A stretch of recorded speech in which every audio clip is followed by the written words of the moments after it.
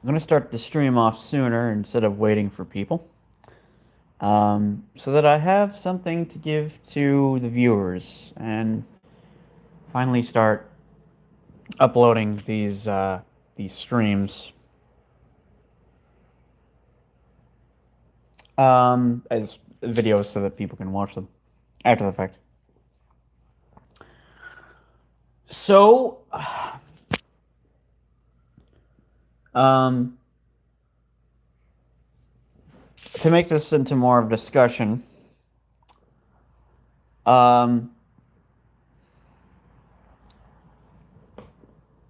why don't we start by talking about Devil Fruit Awakenings? I've seen people, well, really only one person that I can think of, who believes that Loki at Devil Fruits don't have an awakening. Which to me is just preposterous. Because why would Paramecia types and Zoan types have awakenings, but not Loki's? Now, the real world answer could be, well, Oda just can't think of something, but he would need to have a good reason within the story for Logia fruits not have awakenings.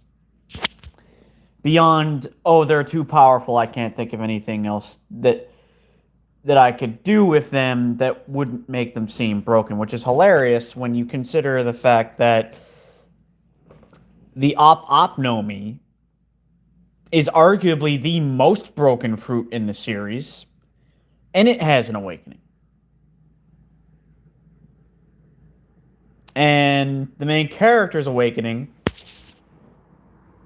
is disgustingly broken because it seemingly gives him the power to do whatever he wants.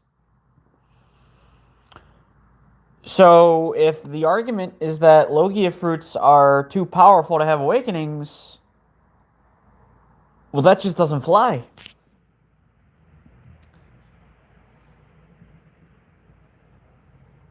You can't give somebody the powers of a cartoon that allows them to do whatever they want and then say, well, this one type of devil fruit is not going to be given an awakening because it's too powerful or it's already broken. So what could Logia awakenings be? That's what I really wonder. With Zoans, it's basically an upgraded version of the hybrid form. Unless I'm misremembering something. That's accompanied by a cloud of smoke. Hello, happy Un. I would assume that when it comes to mythical Zoans, since those are Zoans with a special power, on top of transforming you into an animal, mythological animal, that those awakenings would boost the special power you get from that mythic Zoan. I still consider it to be a massive disappointment that Kaido didn't have an awakening. I understand the reasoning, but it's still stupid to me because if you're trying to tell me that he couldn't achieve awakening because his devil fruit was incompatible with him or something to do with the fruit spirit or whatever, uh, deemed him unworthy. If that's the case, why would the fruit's power work at all? That just sounds like a poorly written. That sounds like a bad reason for him not to have an awakening. Why give him the fruit at all? You could have just simply said he never fully mastered its power because he was so focused on his hockey. That's an easier way to do it. He masters it to a certain point and then decides, you know what? I'm not interested in this anymore. Um, I suggested once that Logia powers could be more esoteric. Um, so, for example, Kuzan's awakening could be freezing time. I mean, that maybe not only that, but the idea would be that it's a tremendous increase in power. Hello, Saul. 20177. Hello, Ken Kerbo. Hello, Alex Soto. Thank you to whoever just left a like. Um, but yeah, it would basically be a boosted version of um his already existing ice powers, and that would include the ability to affect the weather and do things like freeze time and maybe even freeze molecules. I think that would make a lot of sense for Kuzan's awakening. Um, I had an idea for Akainu's, which would be that instead of magma, it basically takes all of that heat and infuses his body with it. So it'd be very similar to Yamamoto's Bankai from Bleach. And his body just gives off such an intense amount of heat that touching him basically melts anything that comes into contact with him. And he can also shoot like waves of heat that are so powerful, they would have that same effect. Um, I suppose another way an awakening could work for Akainu is that it would boost the power of his already existing magma ability, but then also give him the power to cool down the magma and turn it into stone, or maybe even turn it into other substances that can come from magma.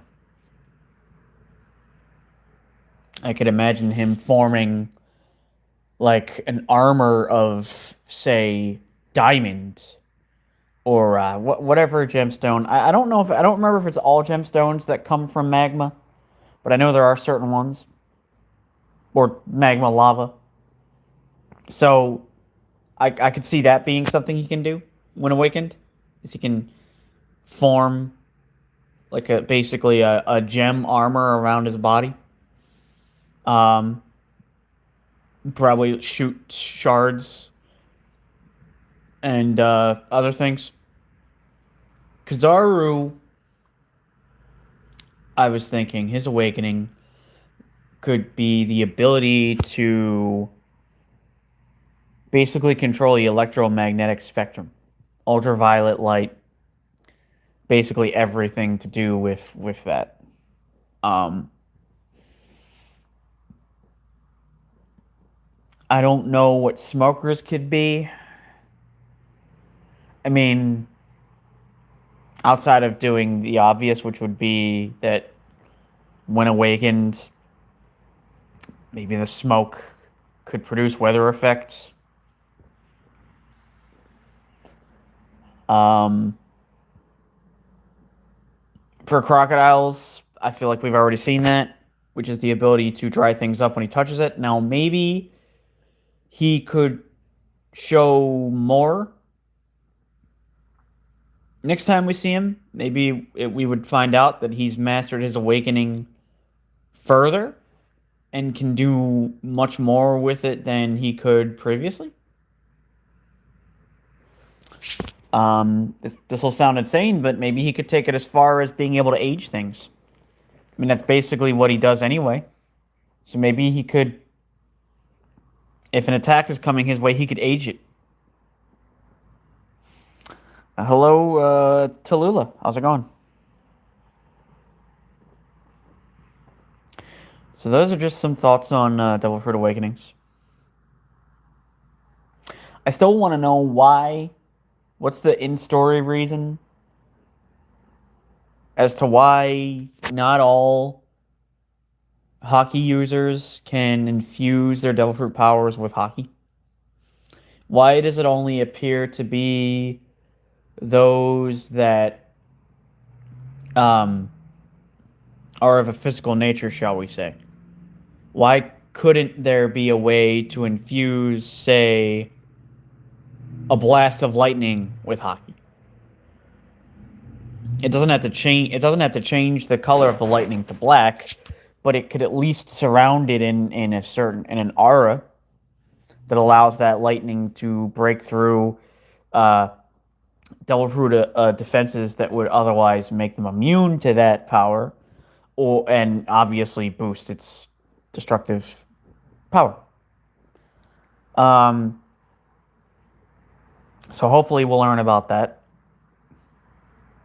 But then again, this is Oda. I'm not really expecting much from him at this point. I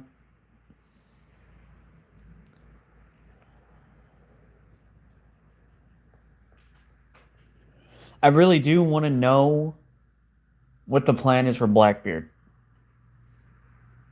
Because every single threat has been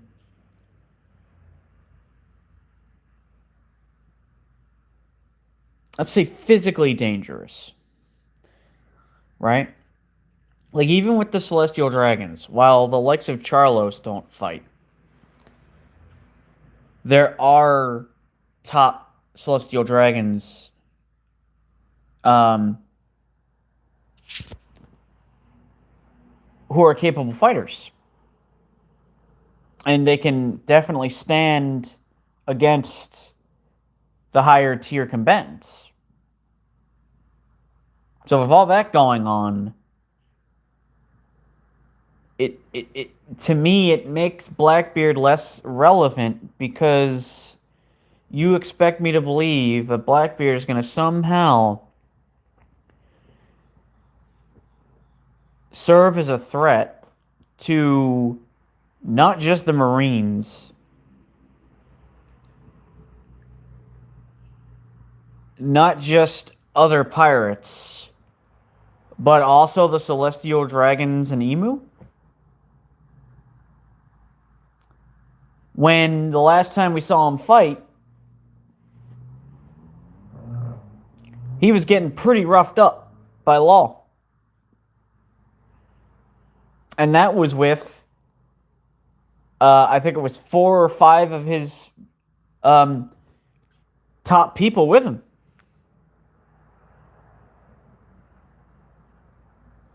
If that's your final villain, that's a poor showing.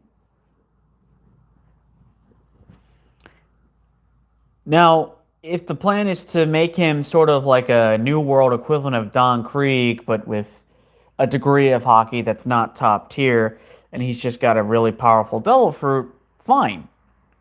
You could make him stronger by saying that he starts using advanced technology in his fights. He could have a suit that's similar to Don Krieg's that boosts his offense and allows him to still fight, you know, with top tiers. But so far, I just don't. The problem for me with One Piece is it's made perfectly clear that characters get stronger while fighting superior opponents.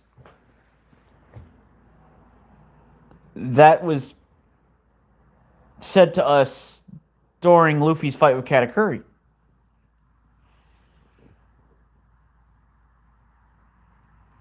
But now I'm expected to believe or accept that Blackbeard, who hasn't done any of that, is just going to all of a sudden be the strongest in the verse.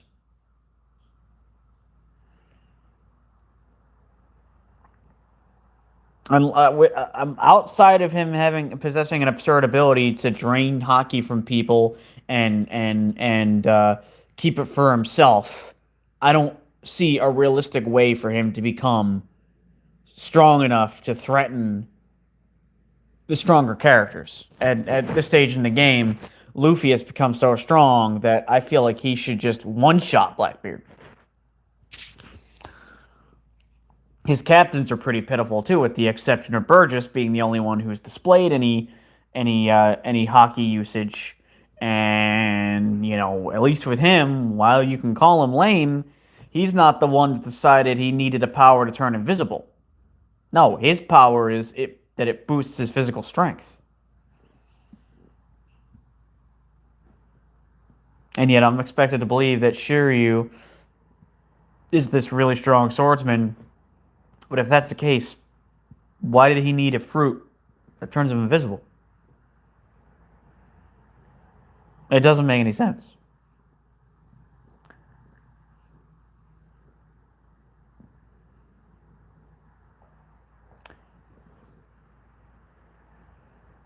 Thank you, Richard. Finally, someone agrees with me.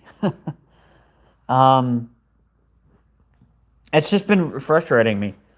There was a point in time where I believed that Blackbeard was going to be that strong, that he was going to be this huge threat.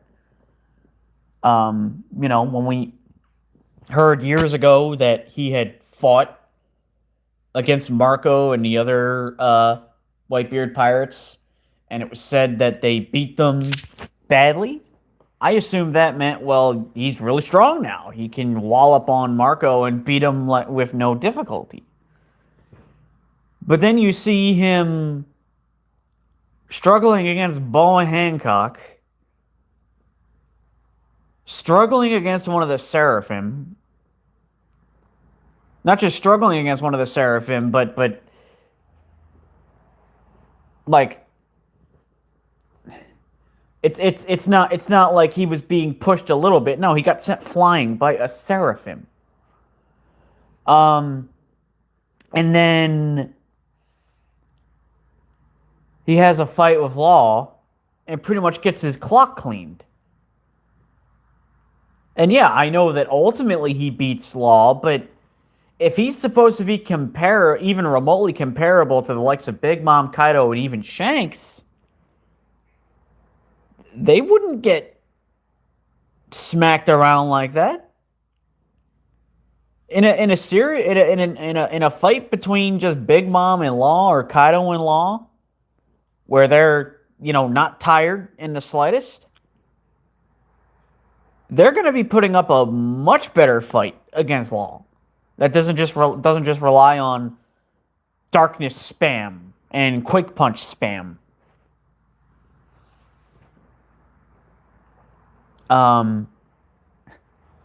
His captains are just absolutely pathetic. I think an interesting way to have done it would be if every time one of his captains fails him, he unalives them and replaces them with someone stronger. I think that's how his crew should have worked. That it doesn't matter how long you've been with him, how high ranked you are. If you fail Blackbeard,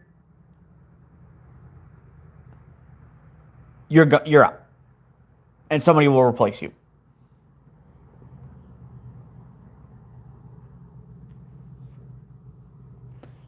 I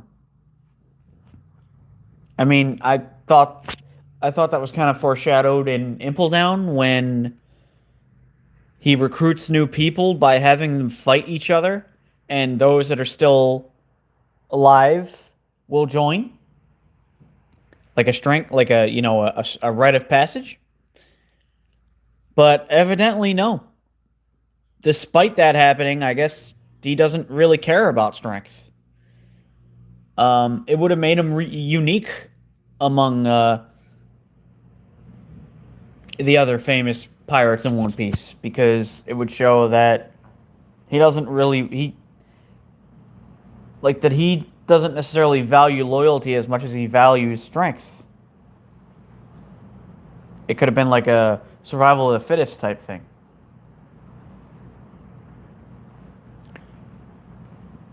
We'll see what happens.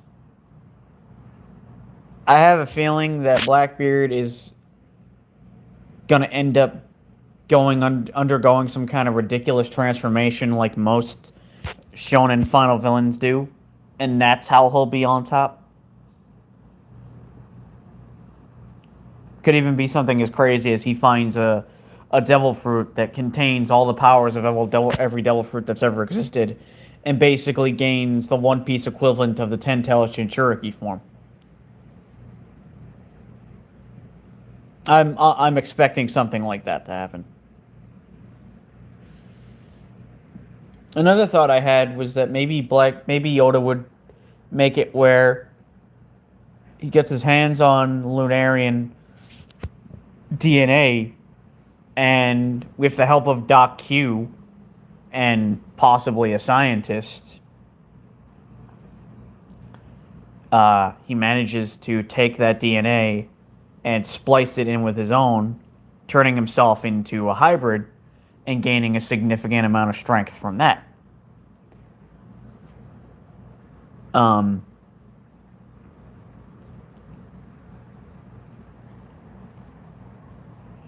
It's so strange to me how I understand it was only just a theory, but it made perfect sense for him to have one devil fruit from each category.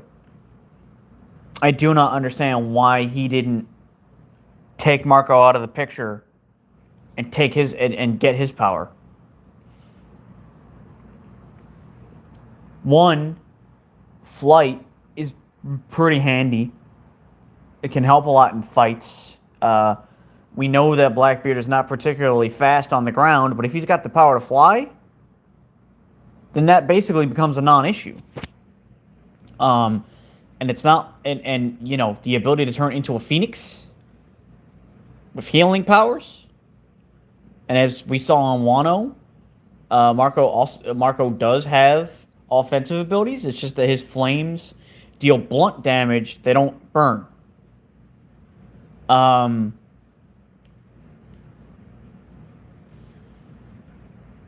And then, you know, there was that theory that he would get his hands on Kaido's fruit. That he would. I actually believed that that was going to happen. After Kaido was defeated, he was going to go in, deal the final blow, take the power with him, and then gain Kaido's own fruit form. Which, again, would give him the power of flight.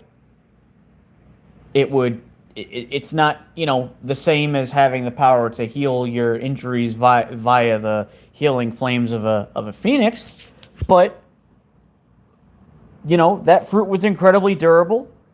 Zoans do heal faster than somebody normally would, and he'd also have the benefit of weather control. So lightning, wind, and, you know, his fire breath.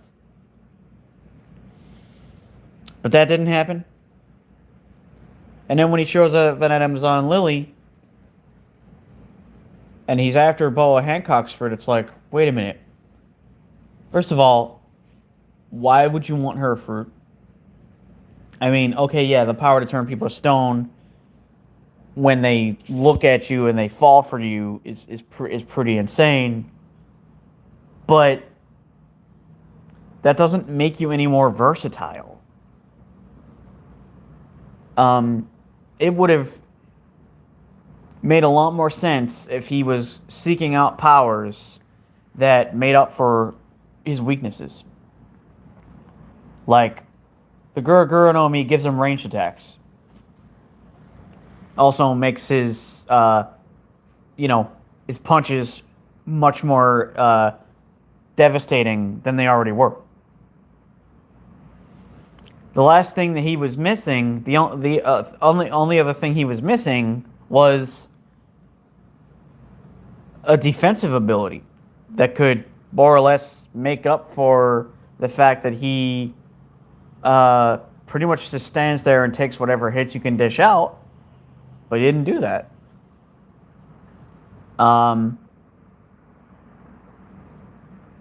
I mean, yeah, it's possible that he didn't want that fruit for himself, but he seemed to suggest that that he personally wanted that power. That it wasn't for another member of his crew. Um,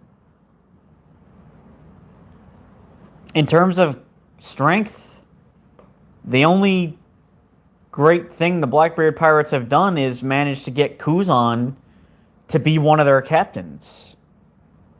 But he's just one individual. And I'm sorry, but based on what we've seen, there's no reason why Kuzan shouldn't still basically be capable of taking out the entire crew himself. They can fall that easily to Boa Hancock's stone ability. So there's no reason why they wouldn't get flash frozen by Kuzan.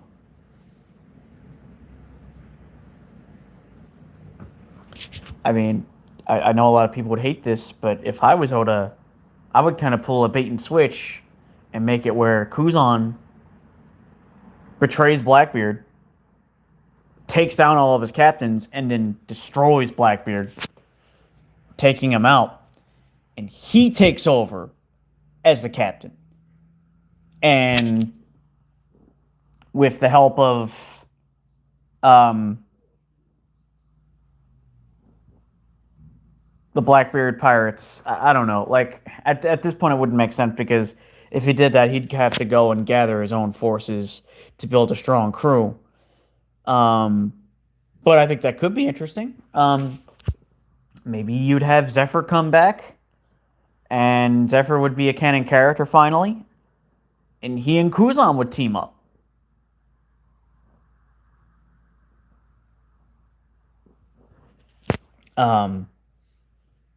Takes over the Blackbeard Pirates, changes it to the. I don't know if it'd be called the Kuzan Pirates, but maybe it would be called something. And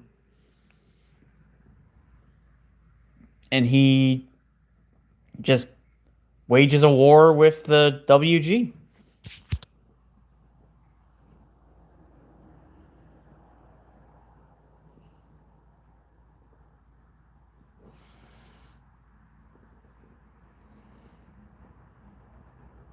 Blackbeard would essentially end up becoming a red herring.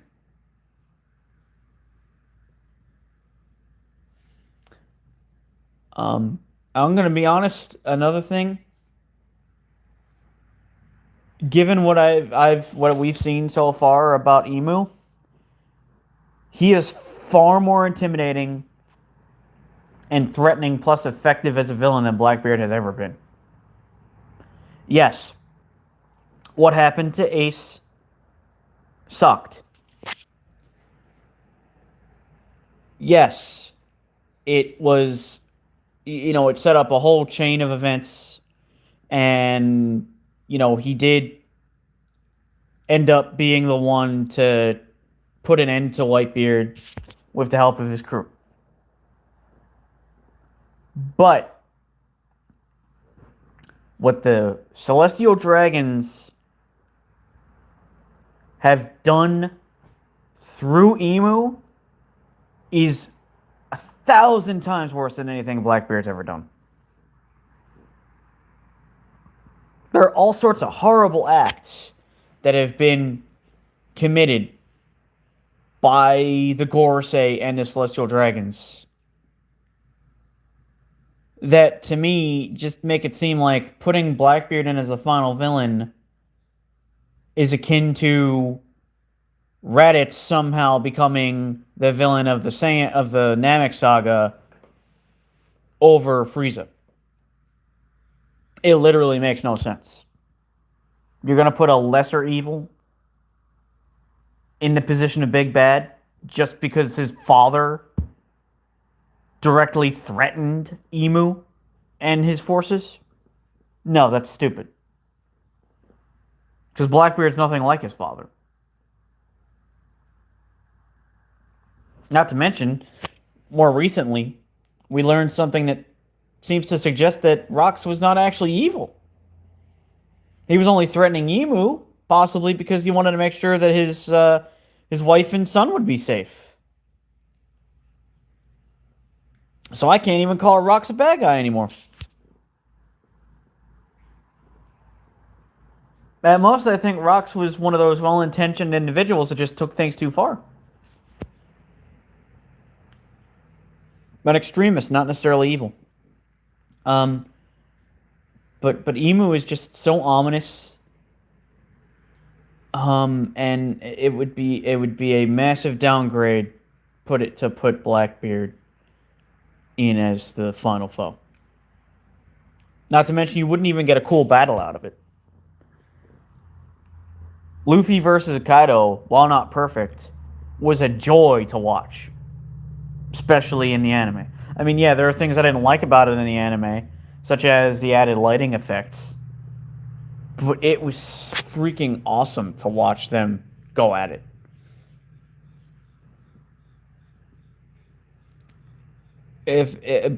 So yeah, having him go up against Blackbeard, who's basically just you hit me, I roll around on the ground in pain and moan from the pain and grunt and then pick myself back up, rinse and repeat. That's not going to be a visually pleasing fight.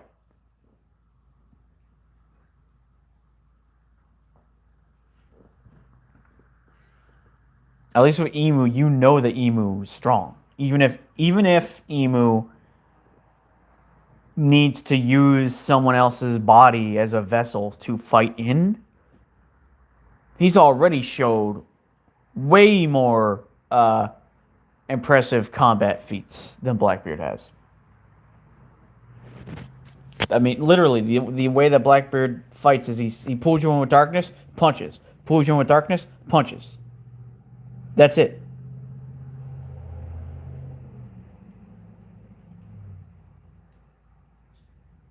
So, and once again, as I said, his captains are not even remotely impressive.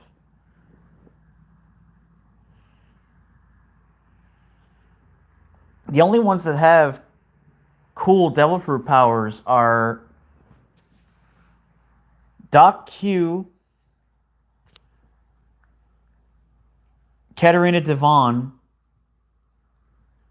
I guess Pizarro to some extent, even though that's basically just a souped up version of Pika's fruit. And possibly Lafitte. But we don't even know what his power is still. But Shiryu, invisibility. Yawn. Burgess is. I did forget about Van Auger. Teleportation is a pretty awesome power. So outside of those four, the rest of their powers are kind of lame.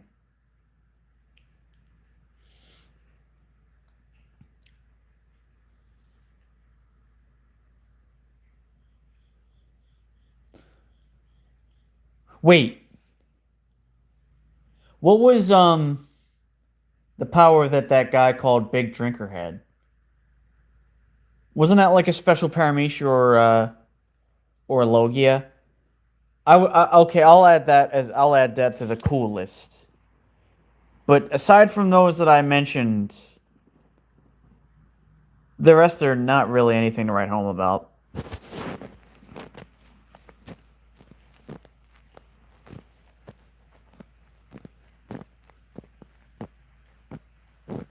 You can't even get creative with invisibility. That's all it is. It's just invisibility.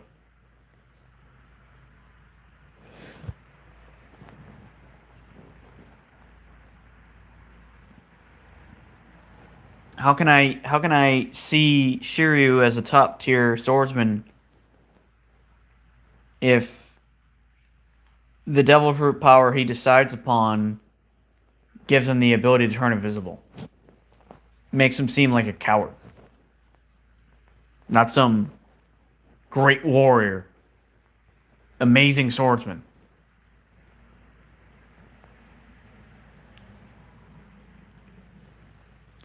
I know that Oda would never get rid of Buggy, but honestly, the chop chop fruit would have been a perfect fit for a swordsman. Shiryu could have gotten that, or if Oda really wanted to, he could have made it so that there's a way you can take a devil fruit from somebody without them losing their life, and do that to Buggy.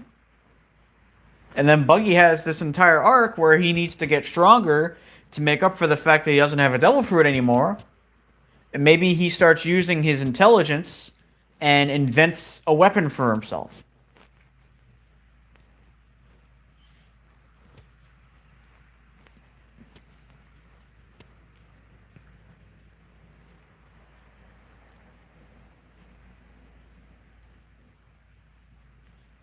I even go so far as to say that Shiryu's fruit should have been Magellan's. Or maybe somebody could have gotten Moria's. I don't know. I guess we'll see what happens. And in the meantime, I mean, okay, yeah, nobody knows what's going to happen with the rest of the Straw Hats, but while all that's going on with the Blackbeard Pirates, here the Straw Hats are the main three Straw Hats gaining so much strength that at this point, I honestly feel as though the Monster Trio alone could take down the entire Blackbeard crew without even breaking a sweat.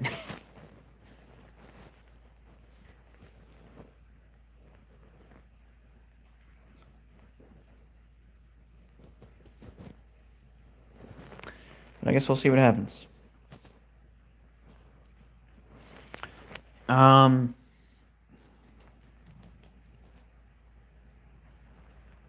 what else could I talk about? I thought about talking about Bleach.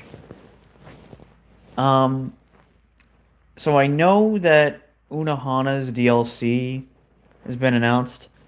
I think it's underwhelming for them to just release a single character DLC for Rebirth of Souls. Not for one thing, you're not getting enough value for your money, but she's also not impressive. None of her Bankai related, none of her Bankai abilities translate into her fighting style in the game. It just looks like it's a simple strength buff, and her hair goes down. I mean, you couldn't do something as simple as give her a ranged attack where she can send out an arc of blood, and it basically does like slashing damage. You could at least do that. Um,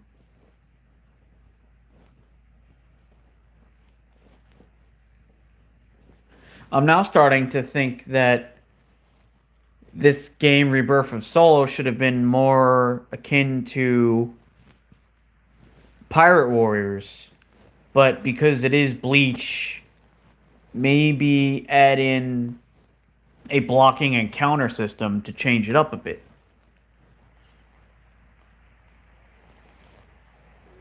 And just go to town on enemies, activate Shikai and Bankai, and just destroy everyone in your way.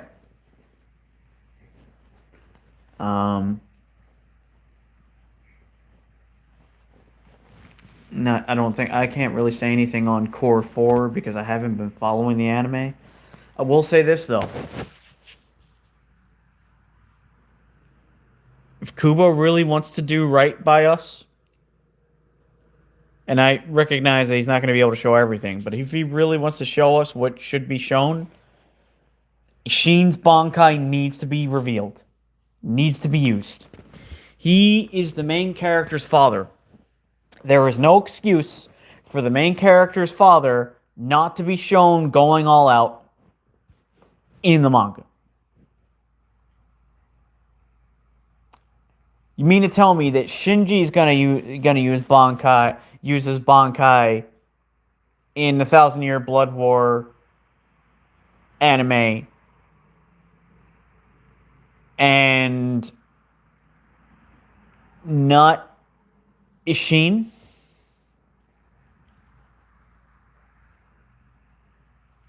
I really hope that's not the case, because that's dumb.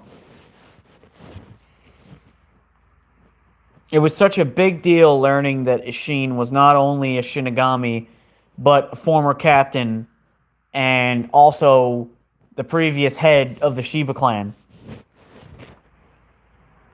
And a immensely powerful Shinigami. I mean, we already knew that based on the fight he had with Aizen, and that was when he was evidently pretty rusty, and he didn't even use a Shikai, much less a Bankai.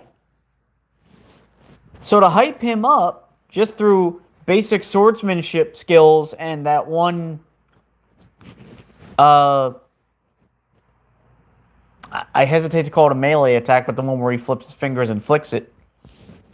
To showcase all of that, but then in the final arc, not show what he can do when he's using Shikai in a serious fight as well as Bankai?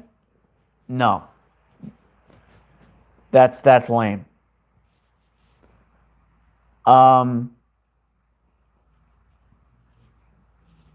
as far as the whole Senjumaru thing goes, I get it.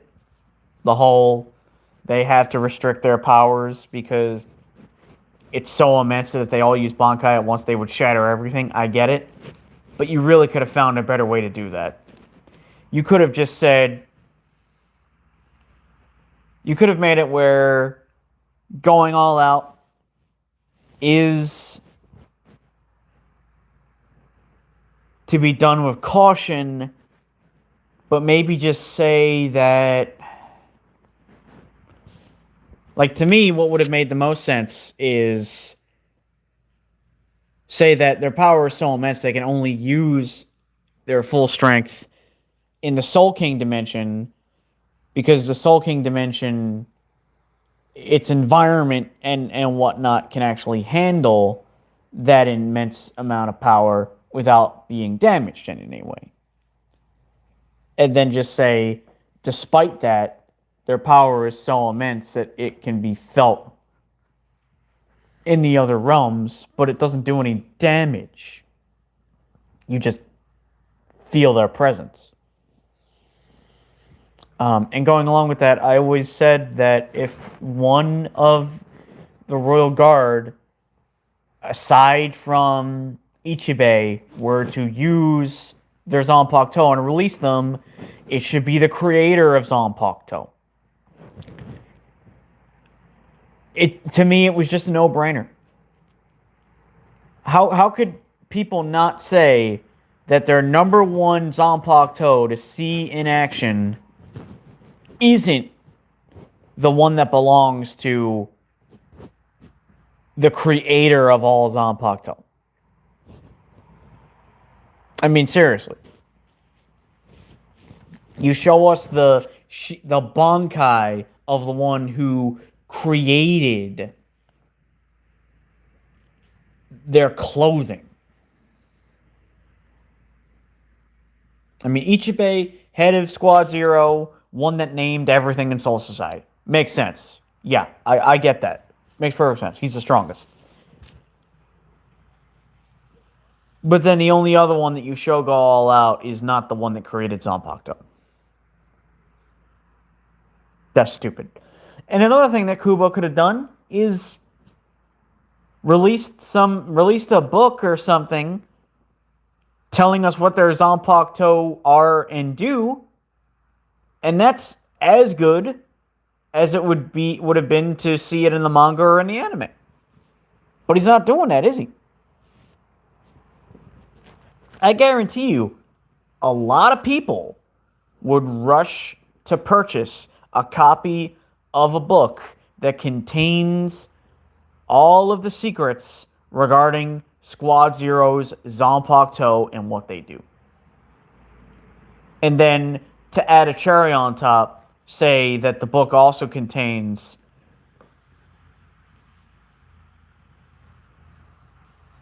a reveal for Aizen's Bankai, a reveal for Yoruichi's Shikai and Bankai.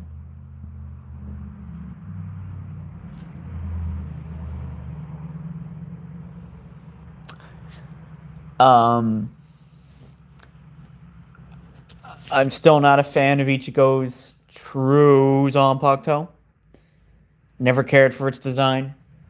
I'll always say that Fullbring Shikai and Bankai is the best it's ever looked. And that it was a massively missed opportunity, not making his true Bankai a greater version, a superior version of Mugetsu without the draining your powers away aspect.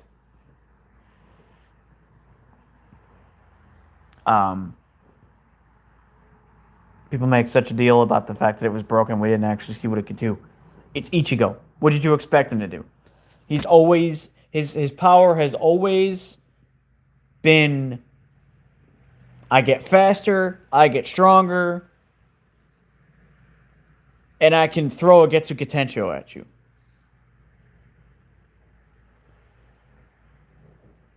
That's it.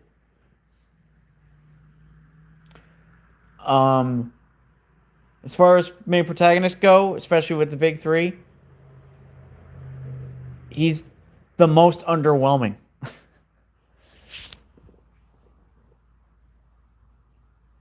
I'd argue that he's one of the most underwhelming shonen protagonists ever when it comes to series that revolve around action.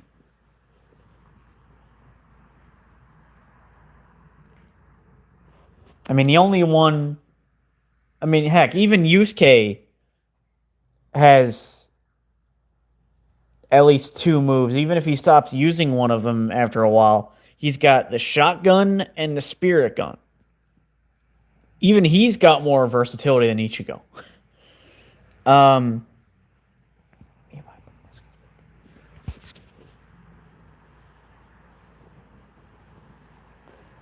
you know, but anyway, I'm not really looking forward to the rest of the Thousand Year Blood War arc anime.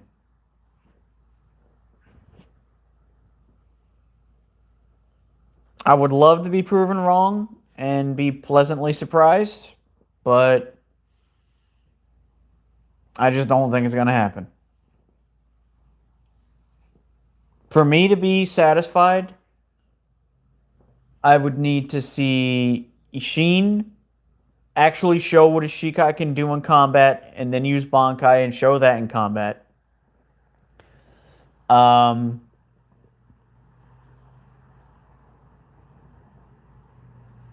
To see Hisage, however you pronounce that, use his Bankai. And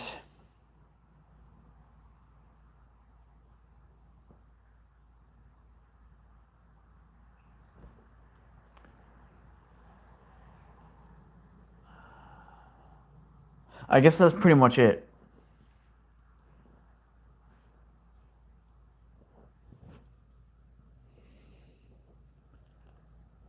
I mean, don't get me wrong. If I could have literally everything, yeah, I'd be saying that right now. But I know that's not realistic. Ishin using his Zanpakuto and showing us everything it can do, though, I think is realistic. A realistic expectation and a one.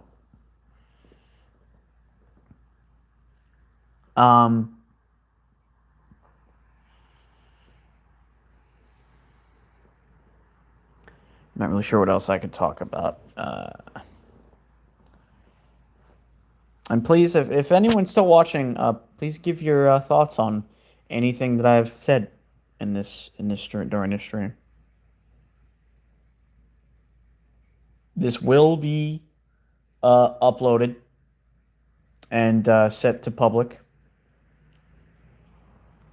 I'm thinking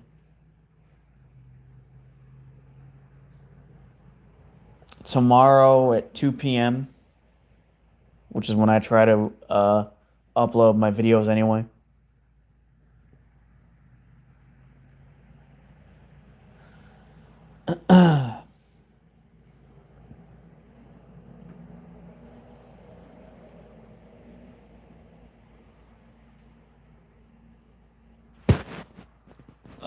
So that's pretty much it.